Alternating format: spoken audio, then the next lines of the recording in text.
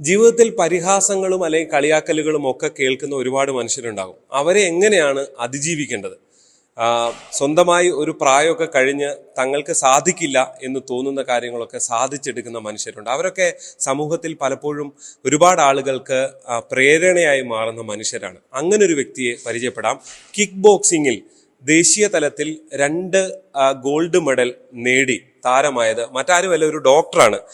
Doctor CK Anu, Kottayam ജില്ലയിലെ കൂടല്ലൂർ പ്രാഥമികാരോഗ്യ കേന്ദ്രത്തിലെ അസിസ്റ്റന്റ് സർജനാണ് ഡോക്ടർ. ഡോക്ടറെ, എന്താണ് ഇങ്ങനെ കിക്ക് ബോക്സിങ്ങിലേക്ക് പോകണം തോന്നാൻ കാരണം? ശാരീരികമായിട്ടും മാനസികമായിട്ടുമുള്ള ഒരു ആരോഗ്യത്തിനെ പ്രതി തുടങ്ങിയ ഒരു കാര്യം വളരെ ഇതെന്നെ ഇതിലേക്ക് കംപ്ലീറ്റ് ആയിട്ട് മാറാൻ പ്രേരിപ്പിച്ചത് ഡോക്ടർ വന്ദനയുടെ. ഞാനൊരു ഗവൺമെൻറ് സർവീസിലിരിക്കുന്ന ഡോക്ടറാണ്. അപ്പോൾ ഞങ്ങളുടെ ഉള്ളിൽ തന്നെ സംഭവിച്ചൊരു വിയോഗമാണ് ഡോക്ടർ വന്ദനയുടെ വിയോഗം. അപ്പോൾ അവളുടെ മരണത്തിന് ശേഷമാണ് ഇതിനെ ഇത്രയും സീരിയസ് ആയിട്ട് കാണാനും സ്വയം പ്രതിരോധം, ഒപ്പം തന്നെ ഫിസിക്കലായിട്ടുള്ളത് മെൻ്റലായിട്ടുള്ളൊരു ഫിറ്റ്നസ്, അങ്ങനെയാണ് ഞാൻ ഇതിലേക്ക് എത്തിയത്. ഈ കിക്ക് ബോക്സിംഗ് എന്ന് തിരഞ്ഞെടുക്കാൻ എന്താ കാര്യം? ഞാൻ ഒത്തിരി മാർഷൽ ആർട്ടുകളെ കുറിച്ച് പഠിക്കുകയും അതിനെക്കുറിച്ച് റിസർച്ച് ചെയ്യുകയും ചെയ്തു. അങ്ങനെ ചെയ്തപ്പോൾ എനിക്ക് മനസ്സിലായത് കിക്ക് ബോക്സിംഗ് എന്ന് പറഞ്ഞാൽ വളരെ ഫാസ്റ്റായിട്ട് നമ്മളെ ഏബിൾ ആക്കുന്ന ഒരു കലയാണ്, ഒരു മാർഷൽ ആർട്ടാണ്. പിന്നെ ഞാൻ പർട്ടിക്കുലർലി ഈ പർട്ടിക്കുലർ പേഴ്സൻ്റെ അടുത്ത്, അതായത് ശ്രീ സന്തോഷ് കുമാറാണ് എൻ്റെ ഗുരു, കേരള കിക്ക് ബോക്സിംഗ് അസോസിയേഷൻ പ്രസിഡൻ്റാണ്. അപ്പോൾ നമ്മളൊരു കല പഠിക്കാൻ ഇതിനേക്കാൾ നന്നായിട്ട്, അതായത് കേരളത്തിലെ തന്നെ ഏറ്റവും ബെസ്റ്റായിട്ട് നിൽക്കുന്ന ഒരു പേഴ്സണാണ് അദ്ദേഹം. അപ്പോൾ അദ്ദേഹത്തിൻ്റെ അടുത്ത് എത്തിപ്പെടാനുള്ളൊരു വഴിയായിട്ടാണ് ഞാൻ കിക്ക് ബോക്സിംഗ് എന്നുള്ള രീതിയിൽ എത്തിയത്.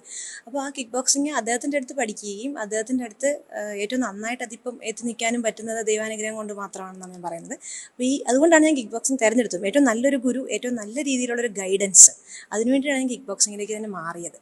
സാധാരണ ചെറിയ പ്രായത്തിലൊക്കെ ആളുകൾ ചെയ്യാറുണ്ട്, പലതരം ഇതിലേക്കൊക്കെ പോകാറുണ്ട്. പക്ഷെ ഒരു പ്രായം കഴിഞ്ഞ് പിന്നെ അതിലേക്ക് ഇറങ്ങുമ്പോൾ ആശങ്കകൾ ഉണ്ടായിരുന്നു. എന്തൊക്കെയായിരുന്നു അത്? അയ്യോ, ആശങ്കകൾ മാത്രമേ ഉള്ളായിരുന്നു. ഞാൻ 2 സിസേറിയൻ കഴിഞ്ഞതാണ്. എൻ്റെ ഇളയ കുട്ടിക്ക് 4 വയസ്സേ ആയിട്ടുള്ളൂ.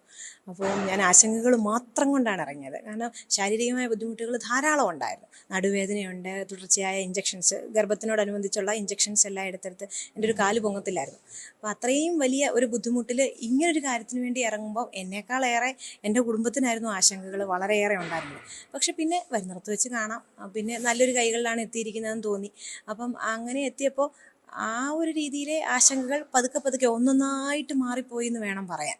പിന്നെ ഇന്നിപ്പോൾ ഞാൻ നിൽക്കുന്നതിന് ഒരു തെളിവാണ്. കാരണം എത്രയേറെ ബുദ്ധിമുട്ടുകൾ ഉണ്ടെങ്കിലും നമ്മൾ ശ്രമിക്കുകയും നമ്മളെ നയിക്കാൻ ഒരാളുണ്ടെങ്കിൽ ഏറ്റവും നല്ല രീതിയിൽ എത്താൻ പറ്റും. അതായത് ഒത്തിരി എത്തി എന്നല്ല ഞാൻ പറയുന്നത്, എന്നാൽ പോലും കുറച്ചെങ്കിലും നമുക്ക് നമ്മൾ ആഗ്രഹിച്ചിടത്ത് എത്താൻ പറ്റും എന്ന് ഞാൻ തന്നെ ഒരു തെളിവാണ്.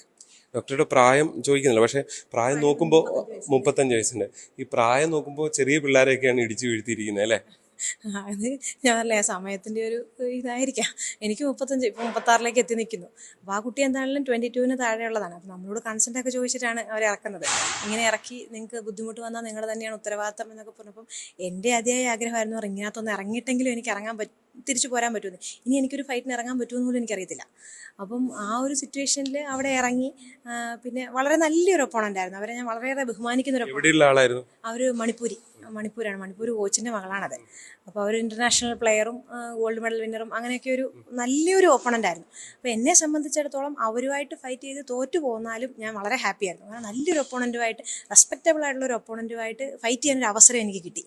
അപ്പം പക്ഷേ ദൈവാനുഗ്രഹം കൊണ്ടും സമയത്തിൻ്റെ ഗുണം കൊണ്ടും ഗുരുവിൻ്റെ ഗുണം കൊണ്ടും നമുക്കത് ഗോൾഡ് കിട്ടി. അവരുടെ കിക്കൊക്കെ കിട്ടിയോ? കുറേ ഇടി നല്ലപോലെ കിട്ടിയിട്ടുണ്ട്. അത് അന്ന് എനിക്ക് മനസ്സിലായില്ല. പക്ഷേ പിറ്റേ ദിവസം തിരിച്ചു വന്നപ്പോൾ നല്ല ദേഹവേദനയും നല്ല ബുദ്ധിമുട്ടുകളും ദേഹത്തെല്ലാം പാടുകളും എല്ലാം ഉണ്ടായിരുന്നു. അപ്പോഴാണ് കുട്ടി നല്ലപോലെ ഇടിച്ചിട്ടുണ്ടെന്ന് മനസ്സിലായത്. അതിനും കിട്ടിയിട്ടുണ്ടാവും അല്ലേ? അതിന് കിട്ടിയിട്ടുണ്ട്. അതിന് കിട്ടിയിട്ടുണ്ടാവണം. അതുകൊണ്ടാണല്ലോ ഗോൾഡ് കിട്ടിയത്. ഇപ്പോ ഇങ്ങനെ ഒന്ന് കണ്ട് ആരോഗ്യമന്ത്രിയൊക്കെ വിളിച്ച് അഭിനന്ദിച്ചല്ലേ? അത് മാഡം വിളിച്ചിരുന്നു കേട്ടോ. അതായത് ബഹുമാനപ്പെട്ട വീണ ജോർജ് മാഡം വിളിച്ചിരുന്നു. എനിക്ക് സത്യം പറഞ്ഞാൽ എൻ്റെ ഒരു സഹോദരിയോട് സംസാരിക്കുന്ന പോലെ എനിക്ക് തോന്നിയത്. കാരണം നമ്മളുടെ ഒരു ചെറിയൊരു അച്ചീവ്മെൻറ്റിൽ മാഡം ഇത്രയേറെ സന്തോഷിക്കുന്നുണ്ട്. അപ്പോൾ മാഡത്തിൻ്റെ സന്തോഷം എന്നോട് കുറച്ച് നേരം സംസാരിച്ച ആ വാക്കുകളിൽ വളരെ എവിഡൻ്റ് ആയിരുന്നു. അപ്പോൾ ആ സമയത്ത് തന്ന ആശംസകളും അനുമോദനങ്ങളും ഒക്കെ എനിക്ക് എന്നും എൻ്റെ ജീവിതത്തിൽ ഞാൻ ചെറിഷ് ചെയ്യുന്ന ഒരു കാര്യമായിരിക്കും. അതായത് സാധാരണ മന്ത്രിമാരൊക്കെ ഒരു ഔപചാരികതയുടെ പേരിൽ വിളിക്കുന്ന പോലെ അല്ല ഇത് ഫീൽ ചെയ്ത്. ഒരിക്കലല്ല ഔപചാരികതയുടെ പേരിലൊന്നല്ല. എന്നോട് എന്ന് വെച്ചാൽ സത്യമായിട്ടും നമ്മുടെ ഒരു സഹോദരി സംസാരിക്കുന്ന പോലെ, അന്ന് പോയിട്ട് വന്നിട്ട് ദേഹത്തിനൊക്കെ വേദന ഉണ്ടായിരുന്നല്ലോ, എല്ലാം കുറഞ്ഞോ എന്നൊക്കെ പറഞ്ഞാൽ അങ്ങനെ വളരെ എന്ന് വെച്ചാൽ വളരെ പോസിറ്റീവായിട്ട് എൻ്റെ ഒപ്പം ഉള്ള ഒരാൾ സംസാരിക്കുന്ന പോലെയാണ് എനിക്ക് തോന്നിയത്. പലരും കളിയാക്കി എന്നൊക്കെ കേൾക്കുന്നുണ്ട് തുടക്കം. അതെന്തായിരുന്നു സംഭവം?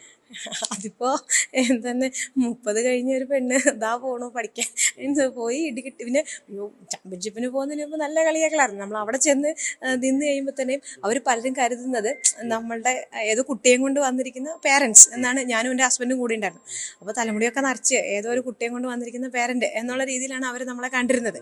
പക്ഷെ പിറ്റേ ദിവസം റിങ്ങിൽ ഇറങ്ങിയപ്പോഴാണ് ഇവർ ഇതിനു വേണ്ടി വന്നതാണെന്നല്ലേ എന്ന് അങ്ങനെ ഒരു കളിയാക്കല്. വലിയ ഹെവി ആയിട്ടുള്ള കളിയാക്കലല്ല, പക്ഷെ എന്നാലും ഇവരെ കൊണ്ട് നടക്കുവോ എന്നുള്ള ആ ഒരു തോന്നലില്ലേ. പിന്നെ പഠിക്കുന്ന കാലത്ത് ഇറങ്ങുന്ന സമയത്ത് എന്താണ് ആളുകൾ എന്തൊക്കെ പറഞ്ഞുകൊണ്ടിരുന്ന സുഹൃത്തുക്കൾ? അല്ല, പഠിക്കുന്ന കാലത്ത് എല്ലാവരും ചോദിച്ചിരുന്നു നിനക്ക് ഇതിൻ്റെ ആവശ്യമുണ്ടോ എന്ന് വെച്ച് കഴിഞ്ഞാൽ ഇപ്പോൾ പോയി നമ്മൾ ഇതിന് പ്രാക്ടീസ് ചെയ്യുന്ന സമയത്തും നമ്മുടെ ഫിറ്റ്നസ് ഒന്നും അത്ര വലിയ ലെവലിലൊന്നും അല്ല. അപ്പം നമ്മൾ ശരിക്കും പറഞ്ഞു കഴിഞ്ഞാൽ തിരിച്ചു വന്നിട്ട് പാത്രം കഴുകുന്ന പോലും വളരെ കഷ്ടപ്പെട്ടാണ് നമ്മൾ പാത്രം കഴുകുന്നത്. അപ്പോൾ ഞങ്ങൾക്ക് വീട്ടിൽ വന്ന് വെറുതെ ഇരിക്കാൻ പറ്റത്തില്ല. അപ്പം വീട്ടിൽ വന്നുള്ള ജോലികൾ ചെയ്യുമ്പോഴും നമുക്ക് പടി കയറാനും എല്ലാം നമ്മൾ ഭയങ്കര ഏന്തി കഴിഞ്ഞ് എന്ന് വെച്ചാൽ ആ ഒരു വേദനകൾ ഉണ്ടാവും.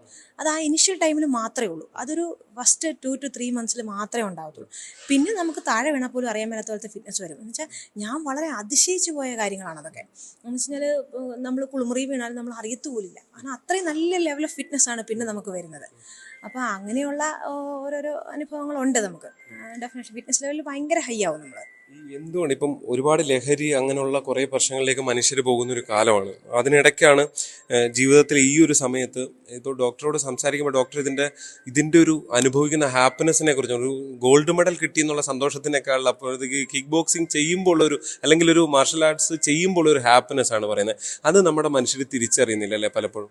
ഡെഫിനറ്റ്ലി. കാരണം എനിക്കിതിനകത്ത് പറയാനുള്ളത് എന്താണെന്ന് വെച്ച് കഴിഞ്ഞാൽ നമുക്ക് ഞാൻ ഡെയിലി ഫേസ് ചെയ്യുന്നൊരു കാര്യമാണ്. അതായത് ഈ ഹോസ്പിറ്റലിൽ തന്നെയാണെങ്കിലും വരുന്ന പേഷ്യൻസ് പലരും നമ്മളോട് ഭയങ്കര അപമര്യാദയായിട്ട് പെരുമാറുന്ന സിറ്റുവേഷൻസ് എല്ലാം ഉണ്ട്. അത് വാക്കാലുള്ള അപമര്യാദ നമ്മൾ ക്ഷമിക്കും, കാരണം അവർക്ക് അതിനുള്ള ബോധമേ ഉള്ളൂ എന്നുള്ള രീതിയിൽ നമ്മൾ വിടും. പക്ഷേ ശാരീരികമായിട്ടും, അതായത് സ്ത്രീകളാണ്, ഒബ്വിയസ്ലി നമ്മളെ ഏത് രീതി വേണമെങ്കിലും ആക്രമിക്കാൻ പറ്റുന്നതാണ്. അപ്പോൾ ആ ഒരു സിറ്റുവേഷൻ നല്ലപോലെ ഫേസ് ചെയ്യുമ്പോൾ നമ്മൾ ഒന്നിനൊന്നിങ്ങനെ ഉണർന്ന് വരും. അതായത് വളരെ അത്യാവശ്യമാണ്. സ്ത്രീകൾക്കും നല്ല പുരുഷന്മാർക്കും ഏവർക്കും അത്യാവശ്യം തന്നെയാണ്. പിന്നെ ഇതുപോലെ ഈ മയക്കുമരുന്നും കഞ്ചാവും എല്ലാം കൂടി നിൽക്കുന്ന അവസരത്തിൽ ഡോക്ടർമാരെന്നല്ല, ജനറലി എല്ലാവർക്കും ഇത് ആവശ്യമാണ്. പിന്നെ ഒരു കാര്യം എന്ന് പറഞ്ഞാൽ, ഒരു യങ് ഏജ് അല്ലെങ്കിൽ ടീനേജിലുള്ള കുട്ടികൾ, ഇപ്പം ഞാൻ എൻ്റെ മോനെ പഠിക്കാൻ ചേർത്തു. അവൻ യെല്ലോ ബെൽറ്റാണ്. അവൻ 6 വയസ്സേ ആയിട്ടുള്ളൂ. അവൻ യെല്ലോ ബെൽറ്റ് ആയി കഴിഞ്ഞു. അപ്പോൾ അങ്ങനെ ഒരു ഡിസിപ്ലിൻ, അതായത് മാർഷൽ ആർട്ട് നമുക്ക് തരുന്ന ഒരു ഡിസിപ്ലിനാണ്. ആ ഡിസിപ്ലിൻ ഉണ്ടെങ്കിൽ ഒബ്വിയസ്ലി ഈവൻ സ്മോക്കിങ് പോലും വന്ന് നിർത്തിയ മനുഷ്യരുണ്ട്. അതായത് നല്ല ഗുരുവും കൂടെ വേണം. അപ്പോൾ വന്ന് നിർത്തി നമ്മൾക്ക് ഒരു ടീനേജ് എന്ന് പറയുമ്പോഴത്തേക്കും നല്ല എനർജി ഉള്ളൊരവസ്ഥയാണ്. അപ്പോൾ ആ എനർജിയിൽ അത് കറക്റ്റായിട്ട് ചാനൽ ചെയ്യാൻ ഒരാളുണ്ടെങ്കിൽ, അത് കറക്റ്റായിട്ട് ചാനൽ ചെയ്യാൻ ഒരു മാർഷൽ ആർട്ട് പോലത്തെ ഒരു ഐറ്റം ഉണ്ടെങ്കിൽ ഡെഫിനറ്റ്ലി ഈ മയക്കുമരുന്നും ഒക്കെ കുറയുമെന്ന് തന്നെയാണ് എനിക്ക് പറയാനുള്ളത്. പിന്നെ അതിൽ നിന്ന് രക്ഷപ്പെടാനും ഉള്ളൊരു വഴിയായിട്ടും ഇതിനെ കൂട്ടാം. ഒരു ആത്മസംതൃപ്തിയാണ് ഇതിൻ്റെ ഒരു ലാസ്റ്റ് റിസൾട്ട്. ആത്മസംതൃപ്തി എന്ന് പറഞ്ഞു കഴിഞ്ഞാൽ എനിക്കൊന്നും ഇമാജിൻ ചെയ്യാൻ പറ്റാത്തത് അത്രയും രീതിയിൽ എനിക്ക് സന്തോഷമുണ്ട്. കാരണം നമ്മൾ ഒരിക്കലും എത്തിപ്പെടുമെന്ന് വിചാരിച്ച എൻ്റെ ഒന്നും ജീനിലേ ഇല്ല.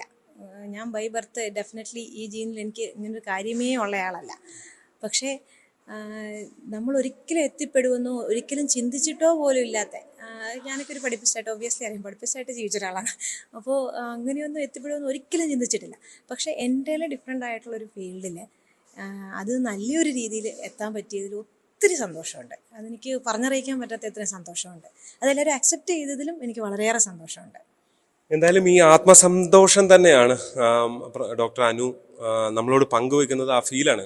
എന്തെങ്കിലും മെഡൽ കിട്ടുക എന്നുള്ളതല്ല, ഒരു സക്സസ് സ്റ്റോറി തന്നെയാണ് അനു പങ്കുവെക്കുന്നത്. അതിന് ഒരുപാട് അർത്ഥങ്ങളുണ്ട്. ഒരുപാട് എന്താ പറയുക, വിജയത്തിൻ്റെ, അതായത് ഇനി മനുഷ്യരൊക്കെ ഇത്തരം കാര്യങ്ങളിലേക്ക് ഈ കാലത്ത് ശ്രദ്ധ കേന്ദ്രീകരിക്കേണ്ട ഒരു സന്ദേശം കൂടി ഉണ്ട്. കോട്ടയം കൂടല്ലൂർ പ്രാഥമികാരോഗ്യ കേന്ദ്രത്തിൽ നിന്ന് ജി ശ്രീജിത്ത്, ന്യൂസ് 18.